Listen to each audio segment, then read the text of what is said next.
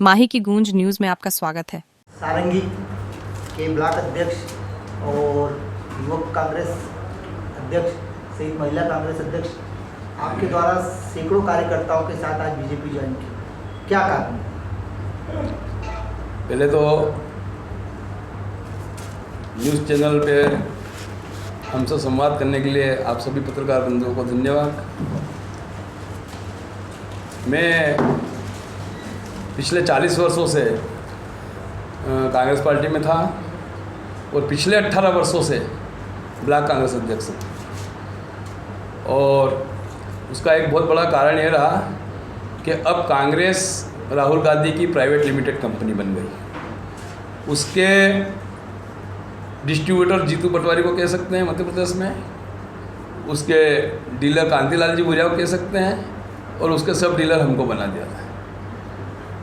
जितना समय चुनाव में काम लेना है इतने दिन ही पूछ परख।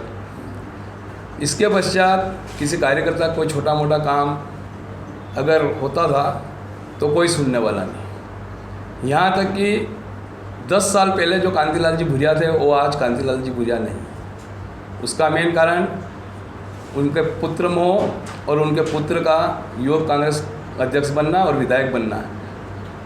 ये दोनों पद हासिल करने के बाद में उनको डॉक्टर विक्रांत भूरिया को इतना हम आ गया कि वो हमारे जैसे सीनियर लीडरों को, जितने साल की उम्र विक्रांत भूरिया की इतने साल की मेरी राजनीति हो गई थी, पर आप यकीन मानिए कि जब से वो युवक कांग्रेस अध्यक्ष बने मेरा फ़ोन उन्होंने कभी भी नहीं उठाया। दूसरा मैं ये कह रहा कि मैंने कांग्रेस पार्टी से कभी भी कोई लाभ हासिल नहीं किया। मैंने डॉक्टर विक्रांत भूरिया, कांतिलाल जी भूरिया से कभी भी कोई मेरा निजी व्यक्तिगत काम आज दिन तक नहीं कर रहा है। मैं पूरा पार्टी के प्रति समर्पित रहा और लोगों के काम के लिए मैं ज़रूर लड़ा भिड़ा, लेकिन अंततः ये हुआ कि जो सबके साथ हुआ पहले। आज वर्तमान में क्या हुआ, मैं ब्लॉक कांग्रेस कमेटी अध्यक्ष था। एक सलीम शेख जो प्रॉपर्टी डीलर है, पेट्रोल पंप का मालिक है, उसको वहाँ का सारंगी का प्रभारी बिना हमारी ब्लॉक कांग्रेस कमेटी की कमेटी और मंडलम कमेटियाँ, समितियाँ, सेक्टर प्रभारियों को या BLA बूथ प्रभारियों को बिना विश्वास में लिए उनको हमारे ऊपर थोप दिया गया और वो हमारे पे ऐसे आदेश चलाने लग गए थे कि जैसे हम उनके बॉन्डेड लेबर हों। कांग्रेस पार्टी के संगठनात्मक लेवल को विश्वास में लिए बगैर नई नियुक्तियाँ की गई, ऐसा आपका आरोप है? जी हाँ। ये सीधा सीधा आरोप आप किसके ऊपर देना चाह रहे हैं? कांग्रेस पार्टी है, कांतिलाल जी जिम्मेदार हैं? कौन इसके लिए कांतिलाल जी भी जिम्मेदार है और प्रदेश के भारतीय कांग्रेस पार्टी के जिला अध्यक्ष आकाश जी जिम्मेदार है। और मेरे को तो इतना दुख हुआ कि जब विधानसभा चुनाव हुए तो चुनाव अभियान समिति के अध्यक्ष प्रदेश के बनाया गया आदरणीय भूरिया जी को। एक दिन वो दूसरी विधानसभा तो ठीक, पर उनके जिले की एक विधानसभा में प्रचार करने नहीं गए। अगर वो 2-3 मीटिंगें यहाँ करते तो आज निश्चित रूप से विधायक वाल सिंह जी मेला होते। दूसरा, चुनाव हारने के बाद आज दिन तक कोई लीडर नहीं आया समीक्षा बैठक लेने। तीसरा, सारंगी ब्लॉक से हमने 3100 वोट की लीड कराई कांग्रेस को, जहाँ की वहाँ पे जयस का व्यक्ति लड़ रहा था मेरे ब्लॉक के, मेरे एक गांव से, एक गोदड़िया बूथ से। हमने चंद्रवीर सिंह जी की जो 14,000 की लीड थी वो कम करके हमने कांग्रेस को लीड कराई वहाँ से। और मैं बताऊँ उसके बाद में कि एक बहुजन समाज पार्टी का आदमी लड़ रहा था, उसके बाद कांग्रेस को हमने वहाँ से लीड कराई। पर कभी उन्होंने ये नहीं कहा बुला के कार्यकर्ताओं को, कि अध्यक्ष को, कि पूरी समिति के हमारे सदस्यों को, किसी को ये नहीं कहा कि यार आप लोगों ने बहुत अच्छा काम किया। सारंगी क्षेत्र में कांग्रेस पार्टी के समर्थित और जमीनी स्तर के नेता रहे हैं। आपके द्वारा कई चुनाव में कांग्रेस पार्टी को बड़े स्तर पर जीत दिलवाई है। एंड लोकसभा चुनाव है, 10-12 दिन बाद में वोटिंग होना है। ऐसे समय पर आपका कांग्रेस को छोड़कर जाना कांग्रेस को भारी नुकसान दे सकता है। पर क्या पार्टी की अंदरूनी या पारिवारिक बात को अंदर रूप से सेटलमेंट करने के लिए कोई प्रयास नहीं किए गए? बहुत भारी प्रयत्न किए गए। मैं आपको बता दूं, मेरे खुद को आश्चर्य हो रहा, मेरे खुद को ऐसा ये आश्चर्य हो रहा है कि आज दिनांक तक, मैं बिल्कुल झूठ नहीं बोल रहा, मैं अभी बीजेपी ज्वाइन कर ली इसलिए मैं ये नहीं कि ये बात कर रहा हूँ, मैं आपको दिल से बता रहा हूँ, कांतिलाल जी भूरिया और डॉक्टर विक्रांत भूरिया जी ने जब से विधानसभा चुनाव हुए आज दिन तक मेरे से या मेरे दूसरे ब्लॉक अध्यक्षों, महिला कांग्रेस, यूथ कांग्रेस अध्यक्ष से किसी से भी कोई संपर्क नहीं किया।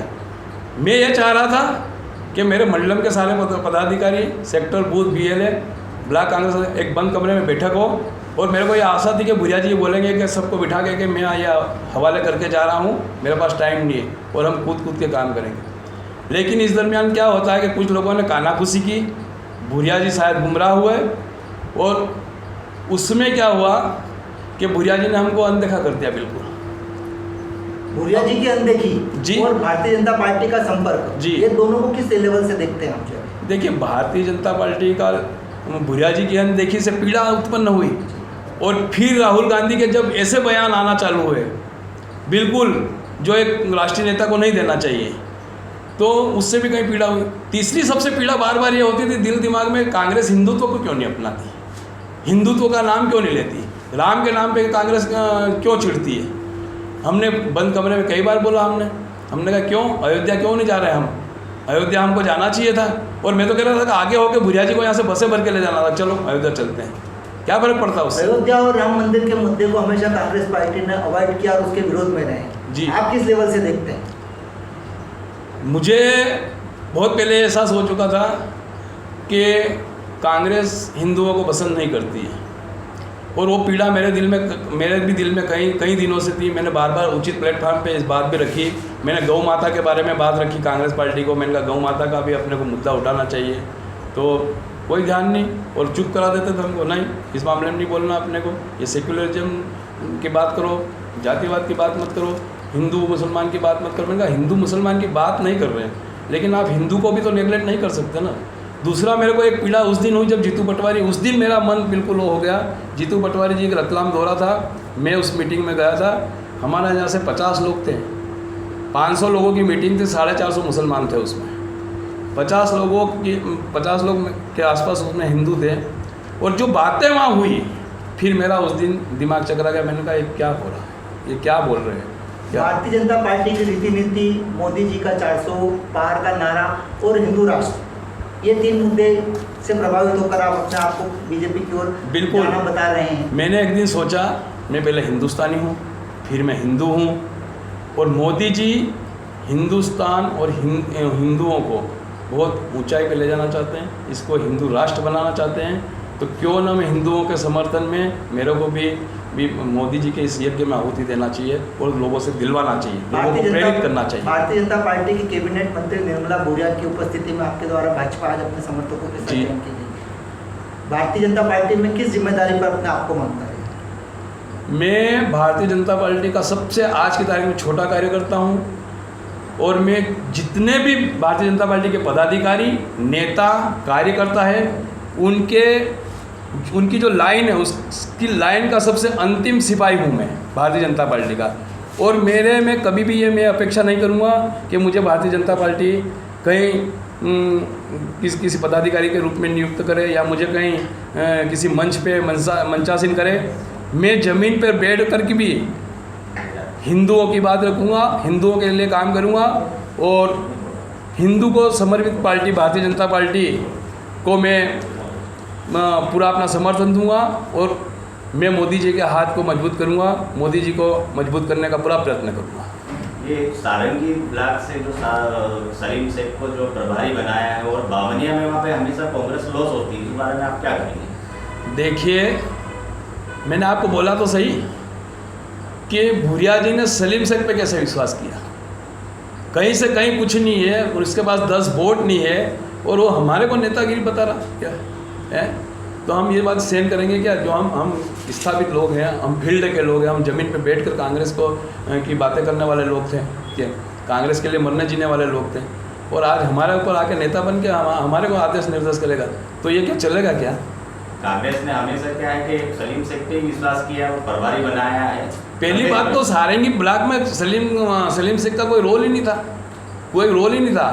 लेकिन इन्होंने एक तिगड़ी है, उसमें चंद्रवीर सिंह जी भी है, सलीम है, सूरज जी मुथा है, इन्होंने भूरिया जी को हमारे खिलाफ इतना बरगलाया कि वो भूरिया जी ये भूल गए कि इसके पास कितनी बड़ी टीम है। और इन्होंने अंदर ही अंदर हमारे जो मंडलम के अध्यक्ष थे, सेक्टर के अध्यक्ष थे, सेक्टर प्रभारी थे, बूथ अध्यक्ष थे, बीएलए थे, सबको लिस्टों से नाम, सबके नाम लिस्टों से गायब, और सब नए लोग जो जिन्होंने विधानसभा में कोई काम ही नहीं करा, जिनका कोई वजूद नहीं। सलीम शेख के ऊपर भी कई आरोप लगे हुए, एक आरोप अमरगढ़ में भी सिद्ध हुआ, उनके ऊपर सिविल कोर्ट पेटलावत ने भी तय की उनके ऊपर और उनको दोषी पाया था सरकारी जमीन बेचने के मामले में। और उनका भाई जो नईम शेख है वो भी अभी तक शराब के धंधों में लिप्त है, उस बारे में क्या कहेंगे आप? उस बारे में देखो मेरे को कोई जानकारी नहीं है, इसलिए मैं उसमें कुछ आपको बता नहीं सकता हूँ। व्यक्तिगत रूप से मुझे उस ज़मीन का क्या रगड़ा था उनका वो मुझे पता नहीं है। विक्रांत जी भूरिया प्रदेश में युवा इकाई का जो है समर्थन करते रहे हैं, बड़े पद पर रहे हैं, पिता के लिए उन्होंने अभी फिलहाल पद छोड़ा है। युवकों को जोड़ने की जब बात आती है, जयराज सिंह जी राठौड़ साहब आपसे मेरा क्वेश्चन हर्षवर्धन जी, युवकों को जोड़ने की बात आ रही है, युवा इकाई के अध्यक्ष झाबुआ से हैं, झाबुआ जिले से पूरे मध्य प्रदेश को समर्थन करते हैं। आप जैसे युवाओं को उन्होंने जिम्मेदारी सौंपी थी, आपके द्वारा जो है कांग्रेस को छोड़कर बीजेपी की सत्ता ग्रहण करने के विषय में आपका क्या है, क्या कारण रहा? देखिए, एक तो जैसे कि कोई कार्यक्रम होता है युवक कांग्रेस का, उसमें आज तक मुझे कोई खबर नहीं दी गई। अभी 5 दिन पहले एक झाबुआ में युवक कांग्रेस का कार्यक्रम था, वहाँ पर पूरे झाबुआ जिले के युवकों की मीटिंग हो जाती है, तो उसकी मुझे कोई खबर नहीं थी, तो इस कारण से भी मेरी निहात हुआ था। देश का युवा अधिकांश रूप से बीजेपी से जुड़ा हुआ है, आप जैसे युवा कांग्रेस को समर्थन कर रहे थे और अचानक आपका बीजेपी में जाना, किस प्रकार से युवाओं का समर्थन और शक्ति बढ़ेगी, कैसे देखते हैं?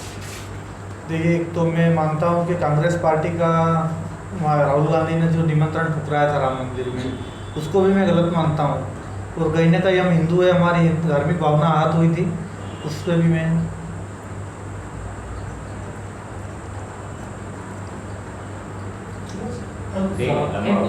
एक सवाल मेरा भी, अभी आपने कहा कि राष्ट्रीय स्तर के नेता राहुल गांधी जिस तरीके के भाषण दे रहे हैं उसको आप गलत मानते हैं, तो क्या जो मोदी जी ने राजस्थान में भाषण दी उसको आप सही मानोगे?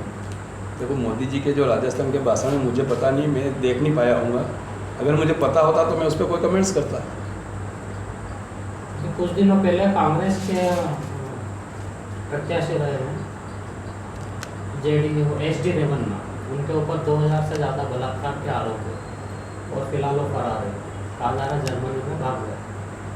SIT की जांच गठित की गई है और उसके लिए भी मोदी जी वहाँ पर वोट मांगने गए थे, आप क्या कहेंगे इस बात में? देखो, मैं आपको बता रहा हूँ कि मैं अभी पिछले 15 दिन से मीडिया से कटा हुआ था। मैंने मीडिया में नहीं देखा, मैंने टीवी नहीं देखी, मेरे घर में शादी थी, 24 तारीख को मैं फ्री हुआ, उसके बाद में मैं फिर ये इस गुत्थम गुत्थ में लग गया, इसलिए मैंने मीडिया से बहुत दूर रहा, मेरे को पता ही नहीं है कि कौन क्या बोल रहा है क्या, तब अब मैं कैसे कमेंट्स करूँ उस पर।